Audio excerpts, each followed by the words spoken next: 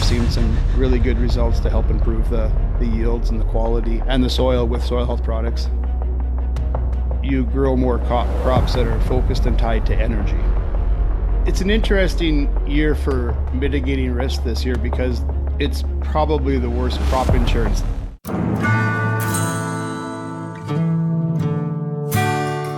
When we were consulting the 2016, that was the extreme wet year when there was a lot of Fusarium in durum and Phenomyces started showing up in canola. And so that's, farmers tried all the chemistries and everybody was just so frustrated. So that's when I started looking into the path of, I had a buddy that was into the soil health market and he introduced me to it. And I just kept going down, trying to learn more. And a lot of times you can find the problems that are happening above ground were really starting below ground. And so we started just to look at ways to improve that to see if we could prevent or limit some of the damage that we were seeing. Long story short, I've seen some really good results to help improve the yields and the quality and the soil with soil health products. Love it. Well, I've got a little bit of a poll here for you folks. When is the last time you went digging in the dirt with a shovel to check your soil health? Was it planning to this spring? It's on the list. You're going to get to it. Last year you dug up a storm. It's been a few years. Or does kicking at it with my boot count? I don't know, Darren, can you tell much with just kicking your boot at it?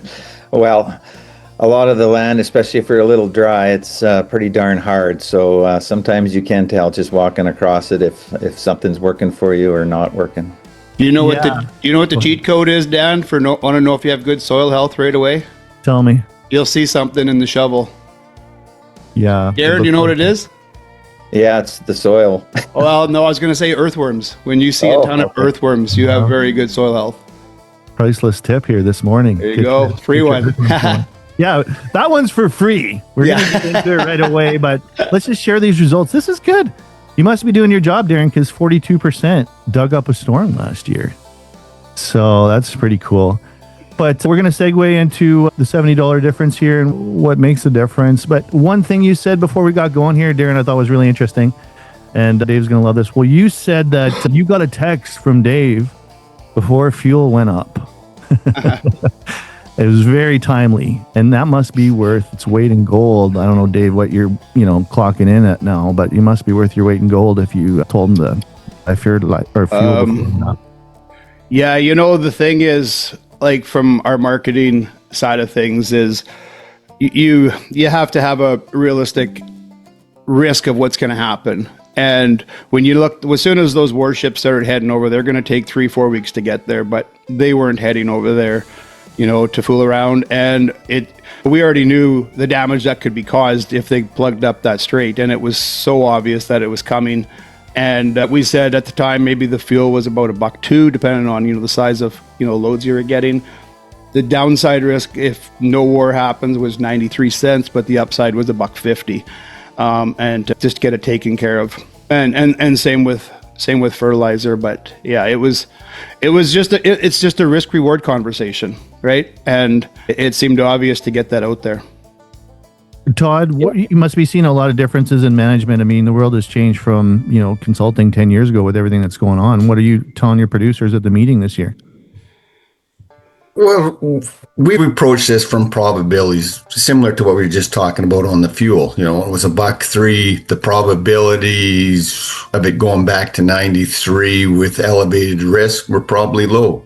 And there was a higher probability that risk come along and you're at $1.50 or worse. So we look at everything on probabilities, So how are you telling producers to mitigate their risk, or what were some of the highlights of your recent meeting with producers? You gave them the inside track, and now we're going to share that on the internet live. Go ahead, Todd. You go ahead. Okay, well, it's an interesting year for mitigating risk this year because it's probably the worst crop insurance that we've ever seen. And since 2021, we've had some really strong crop insurance programs where guys literally could profit with the different crops that they had out there. And we had numerous crops. Now, the problem is sometimes they drive way too many acres into some of these small niche markets, whether it's small greens or red lentils or, maybe a flax or something. And farmers will just flock to those. So we have nice coverage. We've mitigated risk on costs and everything. But this is a different beast here this year for farmers. One of the things to think about when you're looking at mitigating risk moving forward here is where are your future costs going to be at, whether it's urea or fuel or fertilizer, and we have to keep that in the back of our mind because if you're thinking or worried that fuel could be $2 a liter or fertilizer could be $1,500 a ton, then we have to correlate that back to a commodity. Right? If we think it's going to drop and we're going to go back to $75 a barrel oil, then it'll change that. So I think you really have to have a good handle this year on the macros. And when it comes to mitigating risk for some of the other crops, you really have to look at the carryouts of those crops. And some of the small green lentils, there's almost enough out there for a year and a half, 2 years supply. Large greens, there's quite a bit. A lot of the small niche crops have enough carry out for the next year. And a quick other note too, if you want to talk about mitigating risk, you grow more crops that are focused and tied to energy. You're going to see a lot of focus from governments around the world that are going to increase biofuel mandates, that are going to increase E15 mandates, that are going to look at different ways to substitute grains for energy. And those will be the markets that'll have the most upside potential moving forward.